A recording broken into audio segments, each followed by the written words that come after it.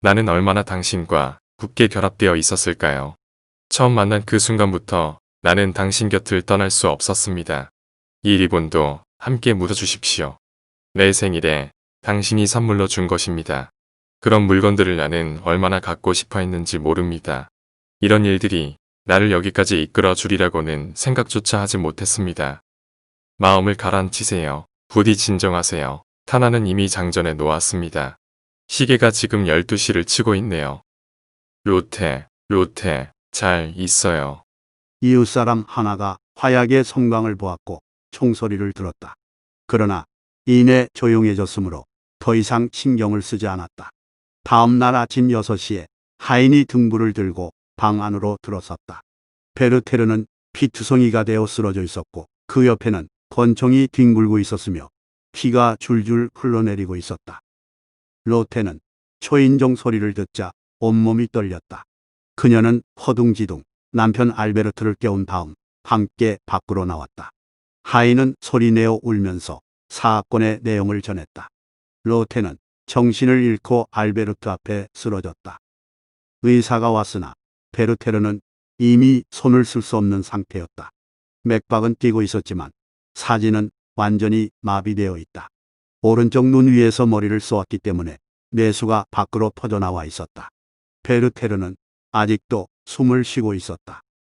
낮 12시에 베르테르는 숨을 거두었다. 법무관이 그곳에 있으면서 여러 가지로 조치를 취했으므로 별다른 문제는 일어나지 않았다. 밤 11시경 베르테르는 자신이 미리 지정한 장소에 매장되었다.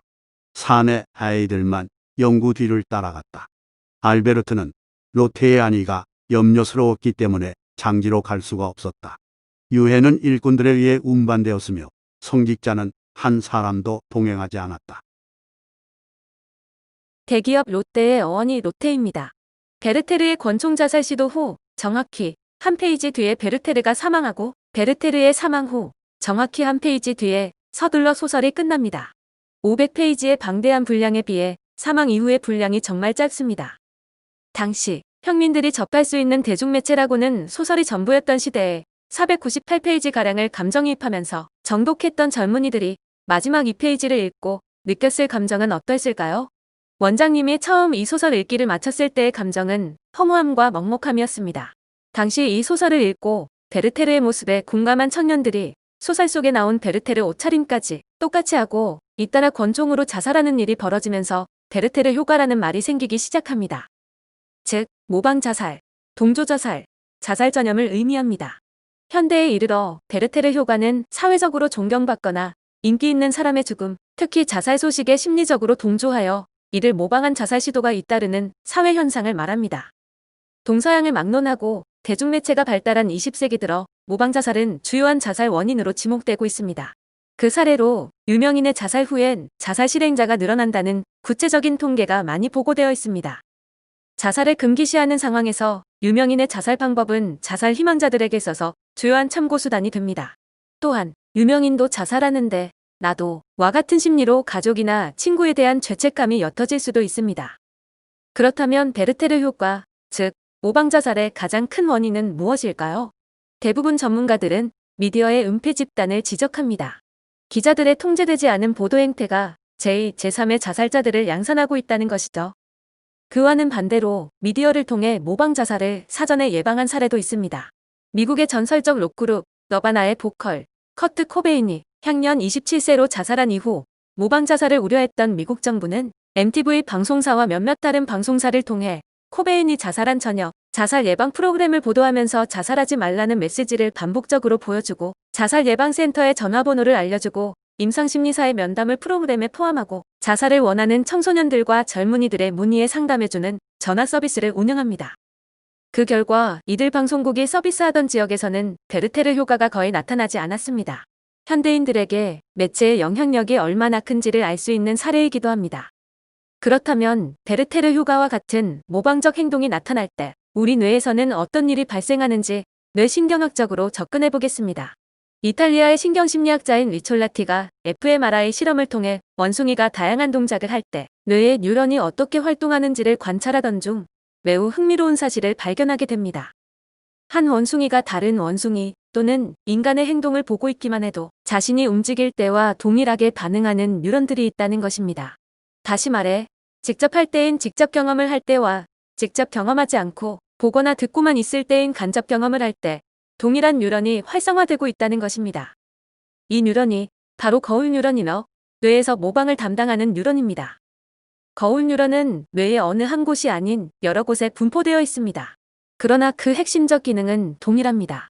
간접 경험만으로도 마치 내가 그 일을 직접 하고 있는 것처럼 반응합니다. 그렇다면 왜 거울 뉴런이 존재하는 것일까요? 모방을 위해서입니다. 영장류와 인간은 사회적 존재입니다. 즉, 사회 내에서 다른 구성원들과 의사소통하면서 생활해야 하기 때문에 타인의 의도를 파악하고 공감하는 수단이 반드시 필요합니다. 더욱 중요한 것은 이러한 요인들이 그 사람이 속해 있는 모방 문화를 이루는 핵심 요소라는 것입니다. 만약 간접 경험을 통한 모방이 없이 모든 것들을 직접 경험해야 한다면 엄청난 시간과 비용이 소모되겠죠? 예를 들어 거울 뉴런이 없는 북극곰은 털로 자신의 몸을 감싸는 데만 몇만 년의 진화 과정을 거쳐 현재의 모습에 이르게 되었습니다. 하지만 에스키모 아이는 곰을 잡아 털옷을 만드는 부모를 보고 모방하여 단 10분 만에 이를 학습할 수 있습니다. 아마도 부모가 털옷을 만들어 입는 그 순간 그 아이의 거울 뉴런은 부모와 마찬가지로 따뜻함의 온기를 느꼈을 것입니다. 감정의 모방, 바로 공감입니다. 이 대단한 차이로 인해 인류는 연약한 육체를 지녔으면서도 오랜 시간 동안 이 지구에서 중심적 지위를 누려올 수 있었던 것입니다. 우리가 보기엔 별것 아닌 것 같지만 인간의 뇌와 마음을 연구하는 심리학자들에게는 엄청난 발견이 아닐 수 없습니다.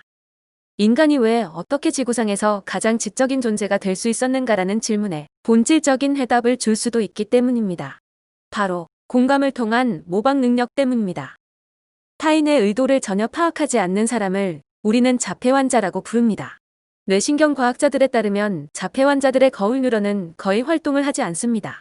아이들은 어떻게 다양한 활동들과 언어를 배울까요? 바로 공감을 통한 모방, 즉 따라하기를 통해서입니다. 이 과정에서 거울 뉴런은 결정적 역할을 수행합니다. 월드컵 축구 예선전에서 한국과 일본이 경기를 할 때 결정적 찬스를 날린 한국 선수가 스크린에 클로즈업되면 머리를 쥐어뜯는 그의 모습이 비춰지고 동시에 거리의 응원단도 머리를 쥐어뜯습니다. 골이 터지면 선수들은 서로를 얼싸안고 기뻐하는데 동시에 응원단도 옆 사람과 껴안고 펄쩍펄쩍 뜁니다. 공감을 통한 모방을 담당하는 거울 뉴런 때문입니다. 우리는 거울 뉴런을 통해 타인의 행동을 관찰하는 것만으로도 그의 행동을 온몸으로 이해할 수 있으며 그 행위를 실행으로 바꾸어 타인의 행동에 대한 모방을 가능하게 합니다. 전자는 공감에 관한 것이며 후자는 모방 능력에 관한 것입니다. 공감은 도덕성의 기초이고 모방은 문화의 동력입니다. 타인의 감정과 고통을 내 것처럼 이해하는 것은 도덕관념의 시작입니다. 거울 뉴런은 타인의 감정과 고통이 어떻게 내 것처럼 이해할 수 있는지에 대해서도 새로운 통찰을 줍니다. 도덕관념이 문화에 따라 다소간의 차이를 보일 수 있으나 기본적인 도덕 법칙들은 보편적이며 그러한 것들은 대체로 타인의 감정 및 고통과 깊은 연관을 가집니다. 심지어 우리는 타인을 직접 관찰하지 못하는 상황에서도 공감할 수 있는 능력이 있습니다. 먼 지역의 자연재해로 인한 대규모 인명피해라든가 다른 사회에서 규칙으로 받아들여지고 있는 도덕관념들에 대해서조차도 공감 능력을 확장할 수 있습니다. 이와 같은 추상적인 형태의 거울 반응은 우리의 도덕 능력에 영향을 주었고 우리가 영장류 사회를 넘어 훨씬 더 큰 사회 조직으로 진화할 수 있게끔 우리를 신경적으로 연결시켜 주었습니다. 토부문고에 소장된 공감의 시대에 따르면 우리가 최고의 공감 능력을 갖고 있었기에 이러한 문명을 이룩하게 된 것이라고 제레미 리프키는 말합니다. 우리는 인간의 독특성을 문화 능력에서 찾기도 합니다. 즉, 인간만이 문화를 가진 동물이라는 것이죠. 그렇다면 타인의 감정에 공감하고 타인의 행위를 모방하는 거울 뉴런은 인간에게만 존재하는 문명의 폭발과 문화의 진화를 이해하는 데 핵심적인 단서가 될 수 있습니다. 따라서 거울 뉴런과 공감 능력, 모방의 진화, 그리고 밈의 탄생은 필연적 연관성을 지닌다고 할 수 있습니다. 따라서 거울 뉴런은 인간의 사회성과 도덕성에 관심이 있는 신경과학자와 사회성과 도덕성의 과학적 이해를 궁금해하는 인문학자들을 만나게 해주는 매개체입니다. 그렇다면 거울 뉴런계에 이상이 생기면 어떤 일이 일어날까요? 물론 인간의 거울 뉴런계 중 한 군데라도 문제가 생기면 타인의 행동을 이해하는 데 문제가 생깁니다. 좀 전에 언급했듯이 자폐증을 앓고 있는 사람은 사회적 상호작용이 힘들고 언어적 비언어적 의사소통에 장애를 가집니다. 흥미롭게도 몇몇 연구자들은 자폐증의 원인이 거울 뉴런계의 손상 때문이라고 주장하는데요. 이러한 주장은 이른바 깨진 거울 가설이라고 불리며 fMRI 기법을 통해 지금도 입증되고 있습니다. 다시 말하면 거울 뉴런에 신경적 손상이 생겼다는 뜻입니다.